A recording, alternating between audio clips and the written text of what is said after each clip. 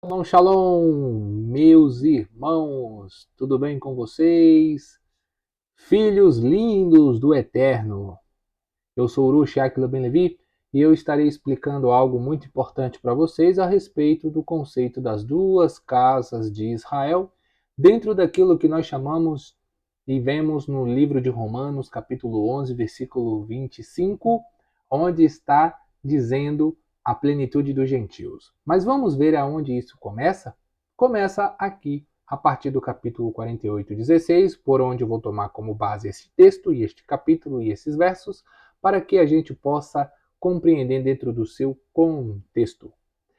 Vamos ler o versículo 16 do capítulo 48 de Gênesis. Assim está escrito: O anjo que me salvou de todo mal, abençoe aos jovens e seja chamado neles meu nome, e o nome de meus pais, Abraão e Isaque, e multipliquem como os peixes muito no meio da terra. E José viu que o seu pai colocava a mão direita sobre a cabeça de Efraim, e isso passou em seus olhos. Então levantou a mão de seu pai para tirá-la de sobre a cabeça de Efraim e colocá-la sobre a cabeça de Manassés. E José disse ao seu pai: Não é assim, meu pai, pois este é o primogênito. Põe a tua mão direita sobre a sua cabeça. Mas seu pai, que no caso é Jacó no português, recusando-se, disse: Eu sei, meu filho, eu sei. Ele também será como um povo, e ele também crescerá. Porém, seu irmão menor, referindo-se a Efraim, crescerá mais do que ele, e sua descendência será uma multidão de nações. Ok? Só até aqui está maravilhoso para que a gente possa ver. Porém, vamos pegar um texto em hebraico para que vocês possam ver aqui juntamente comigo, ok? Para que a gente possa estudar este texto. Vou pegar aqui essa versão aqui para que a gente possa analisar o texto em hebraico. O versículo que eu quero que vocês analisem comigo é o versículo 19, que nós temos aqui Vayemaen aviv vayomer yadeetid bnei yadeeti gam hu yehye leam vegam hu igdal veulam ahiv hakatom igadal mimenu vaisr oyehye melo hagoim. Prestem bem atenção nessa palavra que eu vou clicar aqui para que vocês possam ver juntamente comigo. Melo significa plenitude. Vocês vão ver aqui juntamente comigo. Aquilo que preenche uma totalidade, punhado, uma massa, uma multidão. Plenitude é aquilo que preenche o conteúdo, o comprimento total, a extensão completa. Ok? Ok. Já vimos a palavra melô, que significa plenitude. Vamos ver aqui Hagoim. Hagoim significa o quê?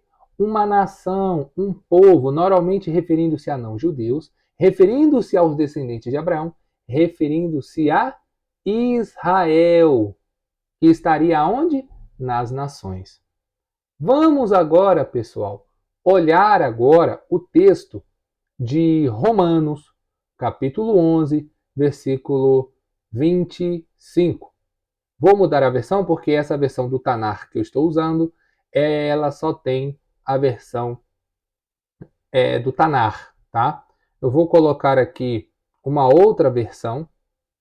A gente vai analisar aqui em algumas versões, ok? Deixa eu colocar aqui, procurar a versão. Aqui.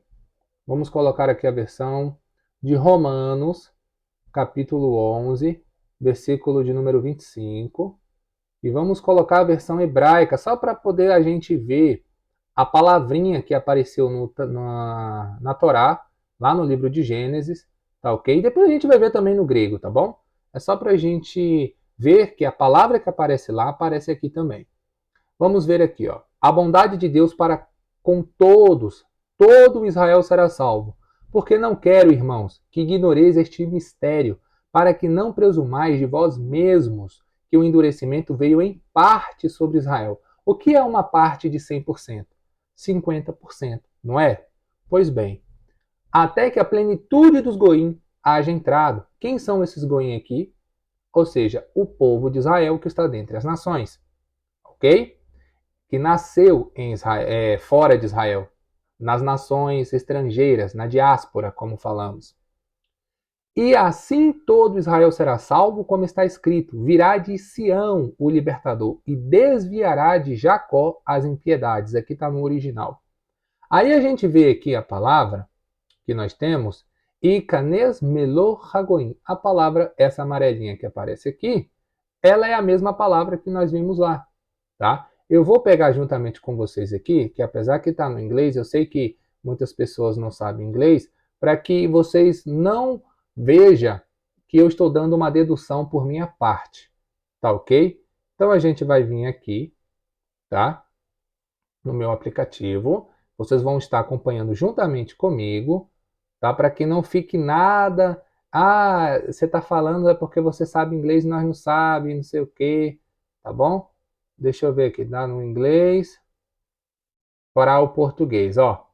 Substantivo masculino, plenitude, capacidade de conteúdo. Substantivo masculino. A palavra melu quer dizer recheio, recheio, plenitude, reserva do exército, reserva, reserva, ou seja, a palavra que nós temos aqui, meloim, quer dizer reserva do exército, mas a palavra melô, conforme nós vimos lá no texto, significa plenitude, capacidade, preencher o conteúdo, ok?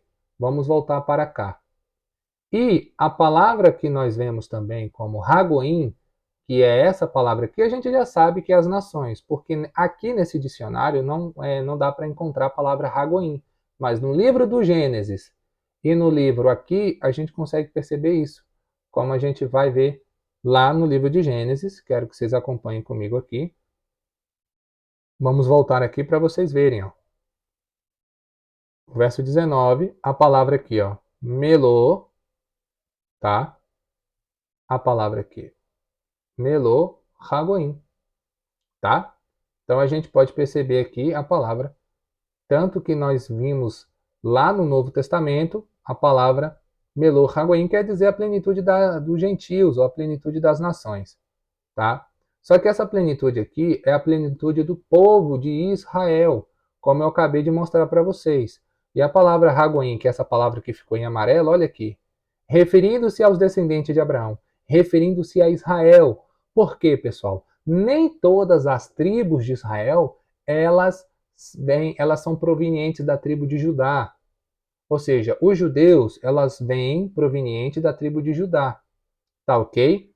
Só que qualquer tribo de Israel que vivessem no Reino do Sul, em Jerusalém, na Judéia, eles eram nominados também como judeus, porque faziam parte desse reino, então seguiriam a constituição desse reino.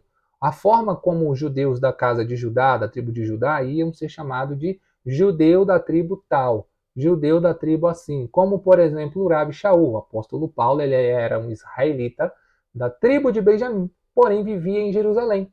Então, por ele viver em Jerusalém, ele também era chamado de judeu. Isso também aplica à tribo de Levi, que vivia juntamente com a tribo de Judá e com a tribo de Benjamim. Alguns levitas viviam com eles, então também eram chamados de quê? De judeus, devido à questão do reino, tá? Agora, vamos ver aqui no grego, para vocês entenderem o que significa essa plenitude, como que essa plenitude vai chegar a todos. Por onde que essa plenitude vai chegar? Então, mais uma vez, a gente vai vir aqui, vou deixar essa versão aqui, vou mudar aqui para vocês me acompanharem, ok? Vou colocar aqui novamente. E vamos lá para o texto de Romanos, capítulo 11, versículo 25. E vou colocar aqui a versão grega, para que vocês possam me acompanhar. Aqui eu vou colocar a Septuaginta, tá ok? Vou colocar a Septuaginta, colocar essa aqui. A palavra que nós vamos ter aqui é pleromaton etinon eiselte. A palavra pleroma, nesse texto, peraí, a palavra aqui, pleroma, que é essa palavra aqui, ela significa aquilo que que tem sido preenchido. Aí eu vou descer aqui, porque a primeira desinência está falando questão de barco. Vamos aqui, ó. No Novo Testamento, o corpo dos crentes. Que crentes eram esse aqui? Os crentes judeus, tá? que está cheio da presença, poder, ação, riquezas de Deus e do conhecimento de Cristo, de quem é Cristo, de quem é o Machia, aquilo que enche ou com o qual algo é preenchido. Aquelas coisas com as quais o navio está cheio, está usando aqui um exemplo, por exemplo, né? Consumação ou plenitude do tempo, plenitude, abundância, cumprimento e realização. Agora, essa plenitude, ela vai vir do quê? Ela vai vir para etnon. Essa palavra etnon, nós iremos ver aqui. É uma multidão, seja de homens e demais, só que está se referindo de pessoas, é claro, devido ao contexto. E nós temos aqui tribo, nação, grupo de pessoas. No Tanar, nações estrangeiras que não adoravam o verdadeiro Deus, tá? Pagãos, gentios. Paulo usa o termo para cristãos gentios. Aqui ele está usando uma questão para cristãos, mas a gente sabe que lá em Atos, capítulo 11, versículo 26, eles não foram chamados de cristãos, eles foram chamados de Krestianes ou Krestianoi, que é o termo grego da palavra Hassidim, que significa misericordiosos, bondosos, aqueles que são benevolentes, aqueles que estão levando a palavra do Criador. Por quê?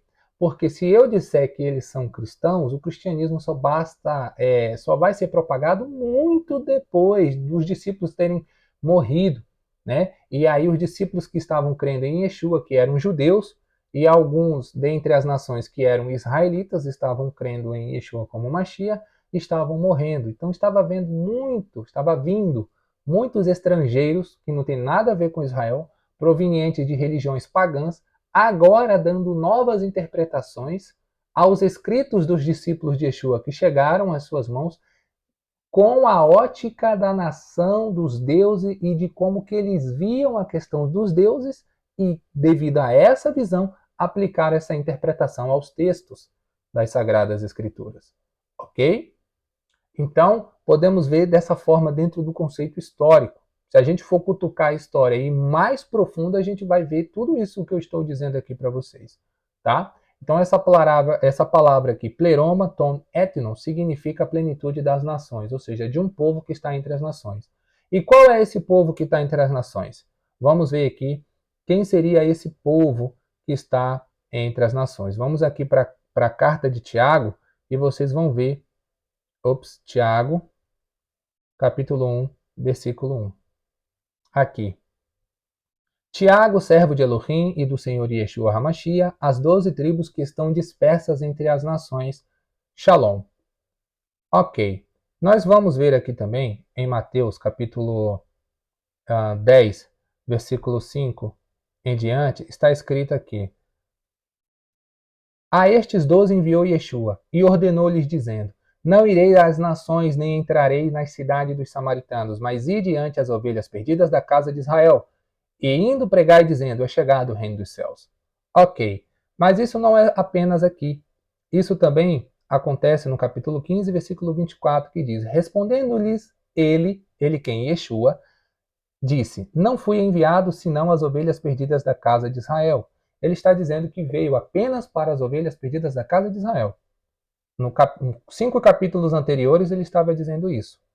Mas como nós vimos lá em Gênesis, capítulo 48, 16, que ele disse, Jacó, inspirado, cheio do Espírito do Santo, bendito seja ele, que Efraim seria como uma multidão de peixes sobre a face da terra, quando a gente vem para Mateus, capítulo 4, versículo 19, a gente consegue perceber o seguinte, disse-lhes, sigam-me, e eu lhes farei pescadores de homens. Aqui ele está fazendo uma conexão, por Yeshua ser judeu, Jesus ser judeu, ele conhecia a questão da interpretação e do conhecimento daquilo que Jacó havia falado alguns anos antes, alguns milênios antes, vamos dizer assim, alguns séculos atrás, quando Jacó disse para Efraim, cresça como uma multidão de peixes sobre a face da terra. Então, ele estava falando de peixes, literalmente, ou estava falando que Efraim cresceria tanto que seria como os peixes no mar? E mar representa nações, povos, ilhas, que Efraim seria tão grande no sentido de como as estrelas do céu e como a areia do mar.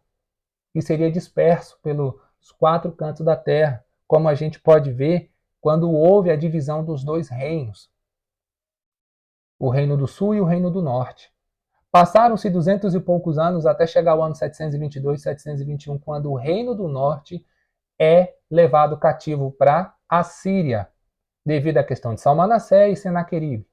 Isso você pode encontrar em 1 Reis capítulo 11 e 2 Reis 17, do verso 1 em diante, a questão do motivo do porquê que isso aconteceu.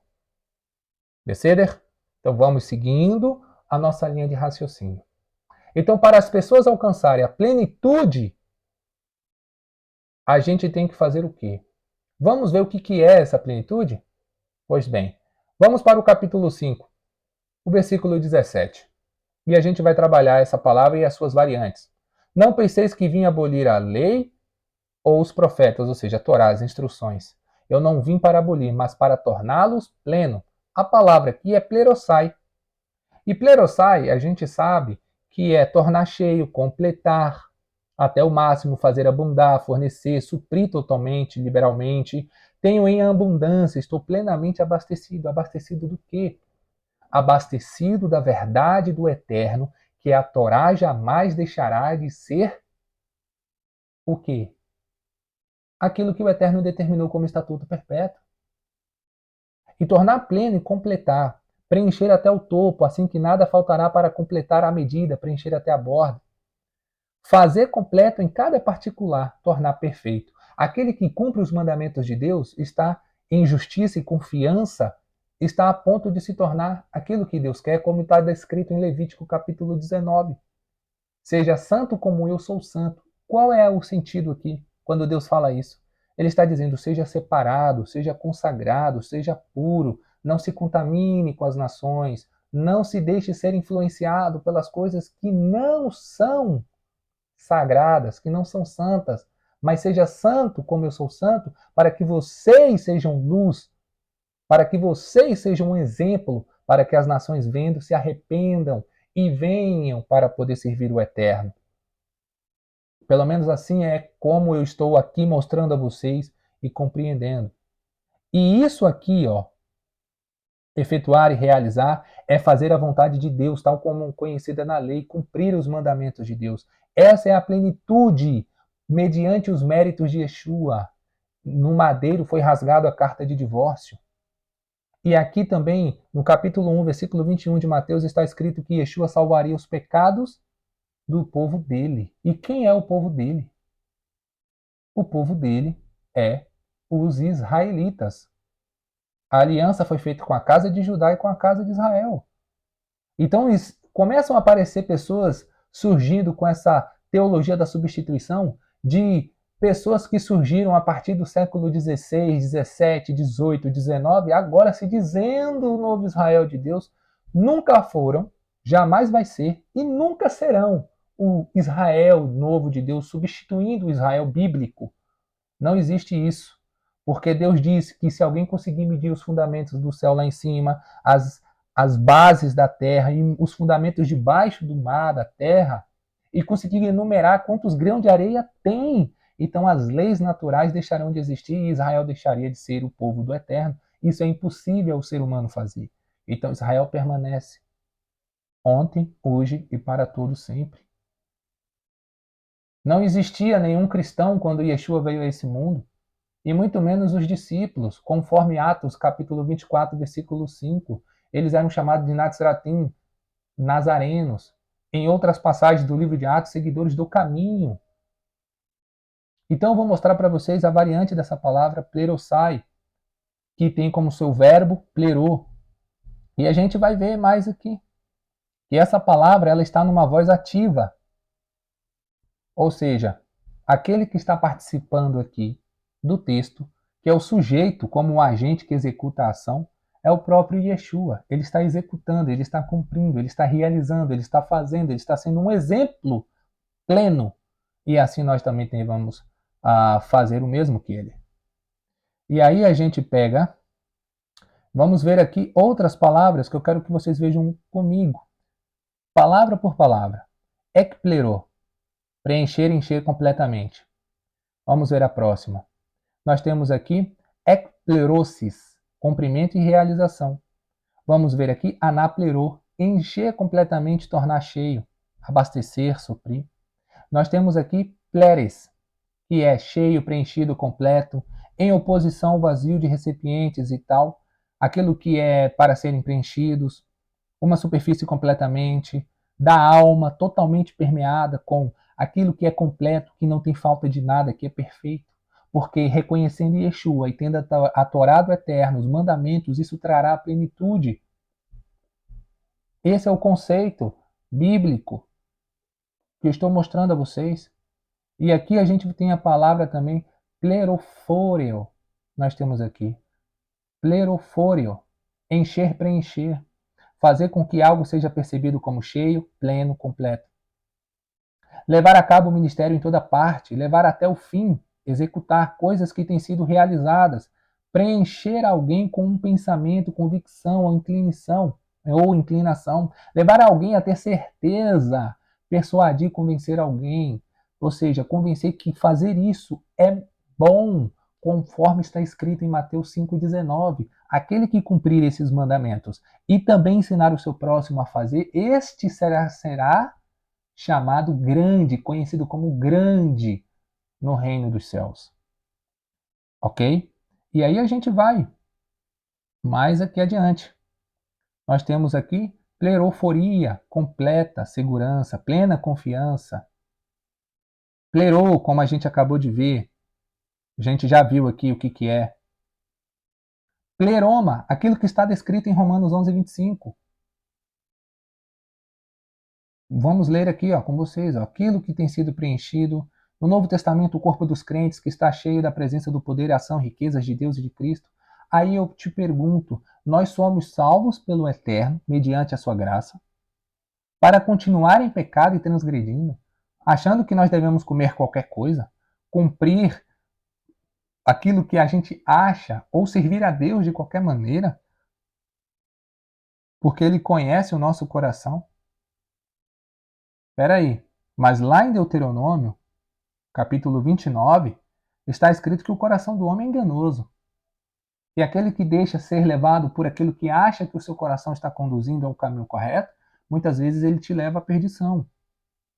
A gente tem que agir conforme Deus determinou, porque a lei do Senhor não é difícil. E eu vou provar isso para vocês aqui. Então, essa é a plenitude que virá tanto para a casa de Efraim quanto para a casa de Judá. A restauração de todas as coisas. Por isso que Deus diz que escreverá a sua lei no nosso coração e na nossa mente. Então eu vou mostrar para vocês qual é a função. Aqui, vamos colocar uma versão que tem aqui o Tanar. Eu vou colocar essa Bíblia de Jerusalém para a gente acompanhar aqui. Eu vou mostrar para vocês em Ezequiel. Cadê Ezequiel aqui? Ezequiel, capítulo 36. Opa, capítulo 36, vamos começar aqui do versículo 25. Borrifarei água sobre vós e ficareis puros. Sim, purificar-vos-ei de todas as vossas imundícias e de todos os vossos ídolos imundos. Dar-vos-eis um coração novo, porém no vosso íntimo um espírito novo. Tirarei do vosso peito o coração de pedra e vos darei um coração de carne. Porei no vosso íntimo o meu espírito e farei com que andeis de acordo com os meus estatutos e guardeis as minhas normas e as pratiqueis.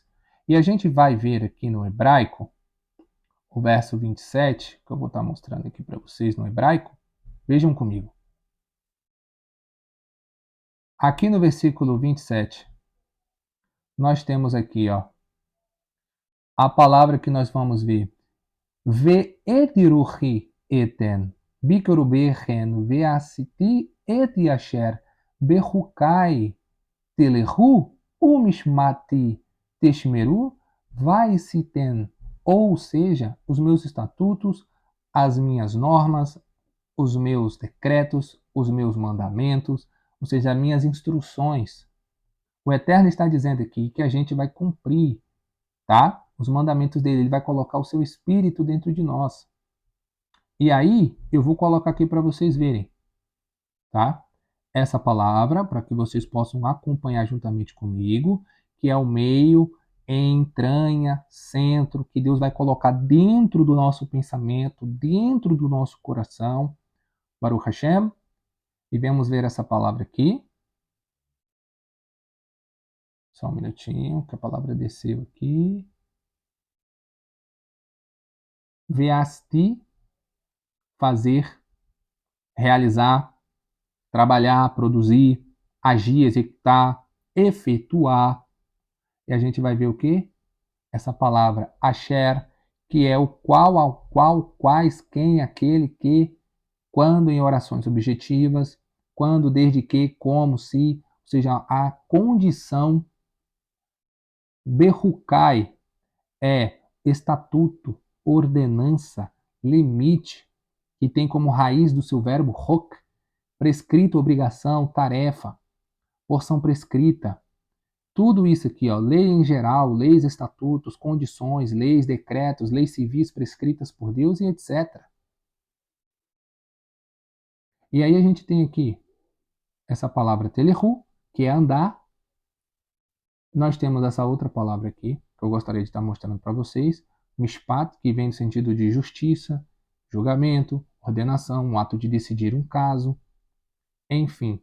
Tudo isso aqui vocês podem estar acompanhando dentro, se você tiver esse dicionário nessa busca, para você compreender. E mais uma coisa que eu quero trazer para vocês aqui é o texto de Deuteronômio, capítulo 30. Quando alguém dizer para você que é impossível cumprir a lei do Eterno. Mas vocês vão ver juntamente comigo. Eu vou tirar aqui o hebraico, que não vai ser necessário. Porque este mandamento que hoje te ordeno não é excessivo para ti. Essa palavra excessivo, ela também tem uma conotação de difícil, tá? Não é difícil para ti, nem está fora do teu alcance. Ele não está no céu para que fiques dizendo: quem subirá por nós até o céu para trazê-lo a nós, para que possamos ouvi-lo e pô-lo em prática? E não está no além-mar para que fiques dizendo: quem atravessaria o mar por nós para trazer a nós para que possamos ouvi-lo e pô-lo em prática? Aí aqui é Deus que está dizendo para Moisés: sim, porque a palavra está muito perto de ti, está na tua boca e no teu coração, para que as ponha em prática. Então Deus está dizendo que a gente tem condição de viver os seus mandamentos, que a gente tem condição de praticar, porque Deus não é doido. Ele jamais daria algo para o ser humano que ele não fosse capaz de cumprir. O homem usa a desculpa de dizer que nenhum homem conseguiu cumprir a lei de Deus. Mas aí estamos aqui equivocando, não? Porque nós temos Zacarias, que cumpria o mandamento lá no Novo Testamento, o marido da prima parenta, né, de Maria, irrepreensível diante das leis. Paulo também foi um cara que cumpriu as leis. Os discípulos também cumpriram as leis do Eterno. Nós temos os profetas que cumpriram as leis, nós temos Moisés que cumpriram as leis, nós temos Abraão que cumpriu lá em Gênesis 26, vou mostrar para vocês. Então, são muitas pessoas. O texto de Gênesis, capítulo 26, versículo 5, porque Abraão me obedeceu, guardou os meus preceitos, os meus mandamentos, as minhas regras e as minhas leis. Se vocês quiserem ver no hebraico, vou mostrar aqui o hebraico para vocês. Ekevi asher shamar Avraham bekoli vaishmor mishmarti mitzvotai hukotai vetorotai. A palavra vetorotai aqui é as minhas leis, as minhas instruções, a minha orientação, um conjunto de ensino profético, instrução na era messiânica, um conjunto de orientações ou instruções sacerdotais, tudo isso aqui. Abraão cumpriu os mandamentos do Eterno. Então, ora, e o que é aquilo lá em Êxodo 20, então? Ali em Êxodo 20 é nada mais, nada menos que o Aseret Hadabriot, que é os 10 pronunciamentos, os 10 ditos, conhecido no Ocidente por 10 mandamentos. Só que, na verdade, a Torá, de Gênesis a Deuteronômio, são 613. 6 mais 1 é 7, mais 3 é igual a 10. Os 613 é uma extensão dos 10 mandamentos, é a explicação daquilo que não está sendo proibido ali. Porque se eu dizer que eu só devo seguir aquilo, então ali não está dizendo que eu não posso comer carne humana. Ali também não está proibindo que eu não posso casar com a minha tia. Ali também não está me proibindo que eu não posso casar com a minha irmã. Ali nos 10 mandamentos não está dito que eu não possa beber sangue. Ali nos 10 mandamentos também não está dito que eu não posso comer rato. Ali nos 10 mandamentos não está dizendo que eu não posso simplesmente arrancar o olho do meu irmão. Nos 10 mandamentos não está assim.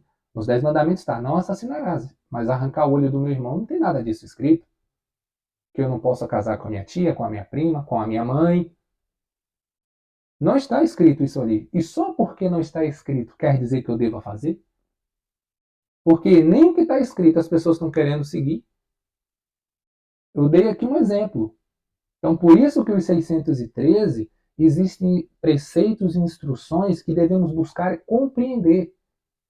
Porque, na essência, existem mandamentos que é somente para o sacerdote, o levita, o Kohen Hagadol, que é o grande e sumo sacerdote. Tem leis para como um todo, como um grupo de Israel, como um povo, como para toda a nação. Instruções específicas para mulher solteira, casada, viúva. Instruções para homem casado, solteiro e viúvo. Para crianças, para adulto, para idoso. Leis, respectivamente, referente a questões de agricultura e etc. Então, o sentido da plenitude dos gentios, esses gentios aqui, são os israelitas que estão dispersos entre as nações. Então, esse é o mistério de tanto do que Paulo fala em Romanos 11, 25.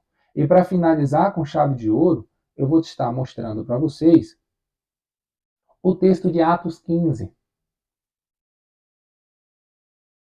do verso 13 em diante. Quando cessaram de falar, Tiago tomou a palavra dizendo: Irmãos, escutai-me. Simeão acaba de expor-nos como Deus se dignou, primeiro, escolher dentre os gentios um povo dedicado ao seu nome. Com isto, concordam as palavras dos profetas, segundo o que está escrito: Depois disto, voltarei e reedificarei a tenda arruinada de Davi, e reconstruirei as suas ruínas, e a reerguerei. Opa, peraí. Qual era o gentio que fazia parte do tabernáculo antes de haver a separação do reino em dois, o reino do sul e o reino do norte? Quem é esse gentio que está se referindo aqui no texto? Que gentio fazia parte do reino antes de cair, do reino de Davi, do reino de Salomão? Que tabernáculo é esse que Deus vai reerguer? Então o resto dos homens procurará o Senhor, assim como todas as nações dedicadas ao meu nome. E diz o Senhor que faz estas coisas, conhecidas desde sempre.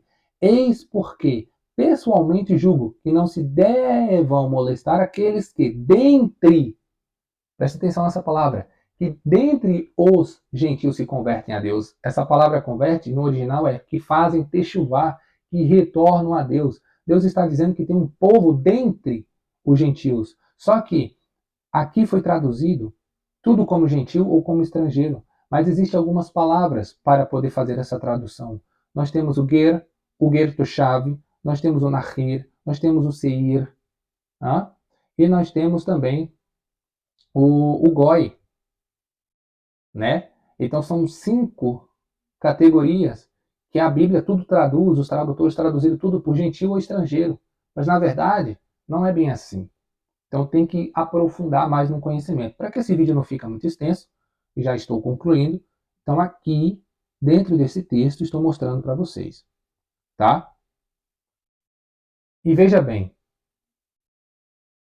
para concluir, mas se lhes escreva que abstenham do que está contaminado pelos ídolos, das uniões ilegítimas, das carnes sufocadas e do sangue, com efeito, desde as antigas gerações, tem Moisés em cada cidade os seus pregadores, que o leem nas sinagogas todos os sábados. Ou seja, para um aprofundamento, para uma melhor compreensão, para um crescimento na fé, eles iriam buscar essa plenitude aonde? Nas sinagogas. E as pessoas estavam lá ensinando sobre o quê? Sobre a Torá, sobre os profetas, sobre os escritos. Então, quando você vai pegar aqui uma outra versão, como, por exemplo, uma versão aqui que eu mostrei para vocês dentro de uma Bíblia católica, eu vou estar usando aqui uma versão para vocês ficarem mais fácil de vocês entenderem o conceito dentro do contexto original. Ó, depois se calaram. Jacob aqui é Tiago no Novo Testamento, tá? É a mesma forma de escrita do nome Jacó. Tomando a palavra e disse, irmãos, ouvi-me. Shimon relatou como, primeiramente, Elohim visitou os Goim para tomar dentre eles um povo para o seu nome. Então Deus tem um povo que se chama pelo seu nome. E qual é esse povo? O povo de Israel. Verso 15. E com isto concordam as palavras dos profetas, como está escrito: depois destas coisas voltarei e reedificarei o tabernáculo de Davi, que está caído, e reedificarei as ruínas e tornarei a levantá-lo, para que o remanescente dos homens busque a Deus. Sim, todos os goins sobre os quais é invocado o meu nome. Diz Deus que fez todas estas coisas. E eu pergunto: quem são esses goins que nessa época chamavam pelo nome do Criador? Que orava a Deus, já que os pagãos não tinham aliança com Deus, nem conheciam o Criador dos céus e da terra? O povo de Israel que foi disperso. As obras de Elohim são conhecidas desde a antiguidade. Sim, que obras? E qual é o povo que conhece essas obras desde a antiguidade? Am Israel. Verso 19.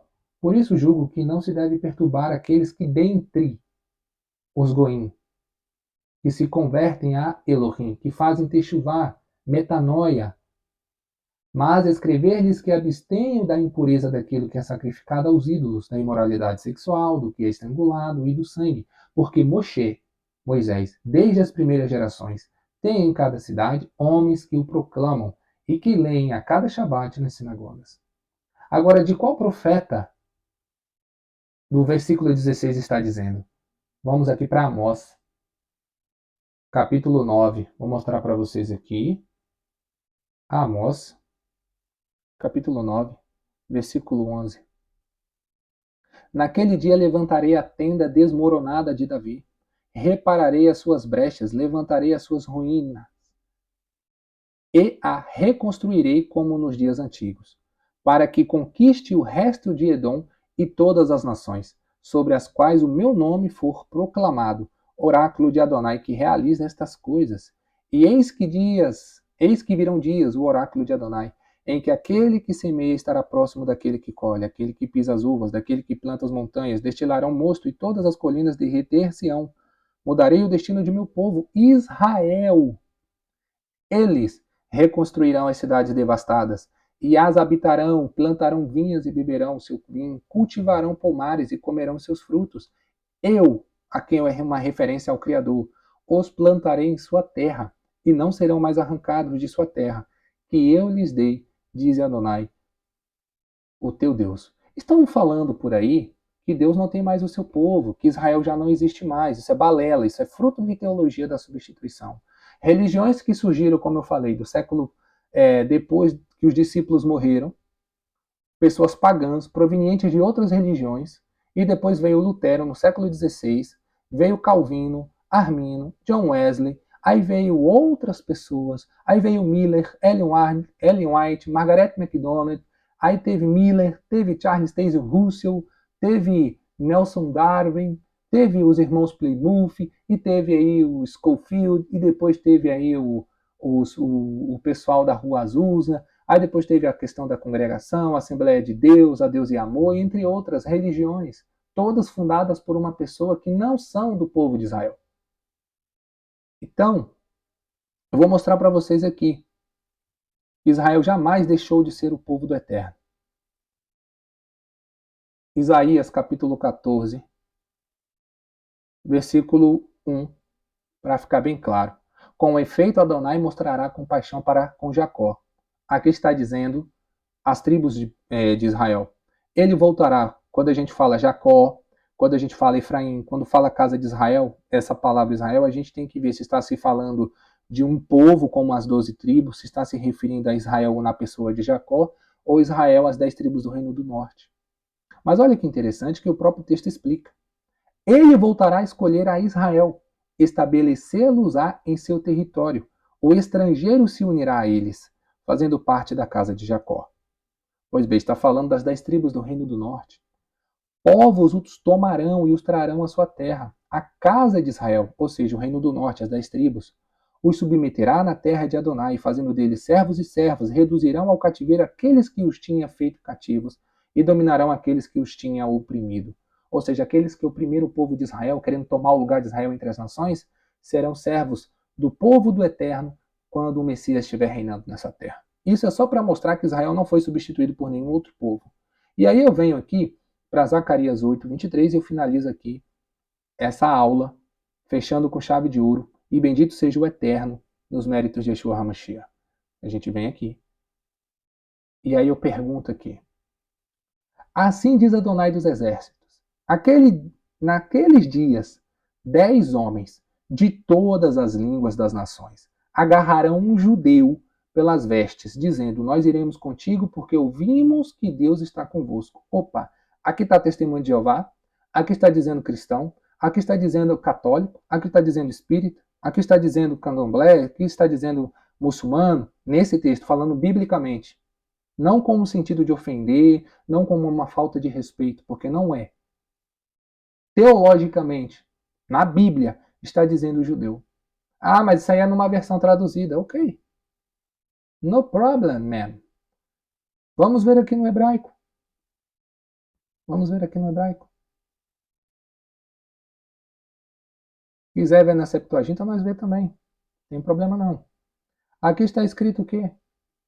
O versículo 23 está escrito: Ko amar Adonai Tsevaot, Beyamin Chachimah Asher Yaziku Asara Anashim Mikol Leshonot Hagoim. Ou seja, que 10 homens de todas as nações vai fazer o quê?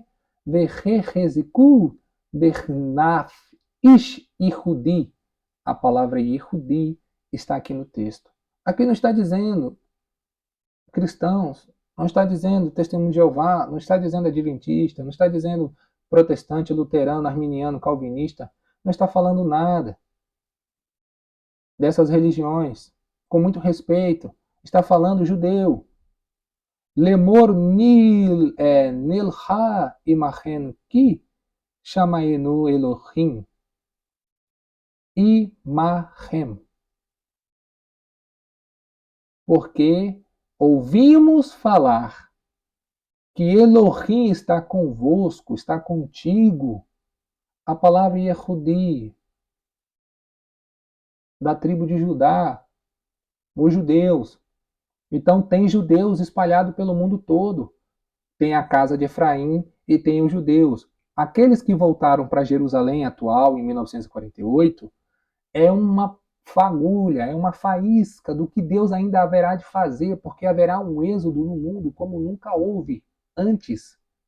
E Deus sacudirá as terras para onde nos espalhou e nos conduzirá a Am Israel, a nação de Israel.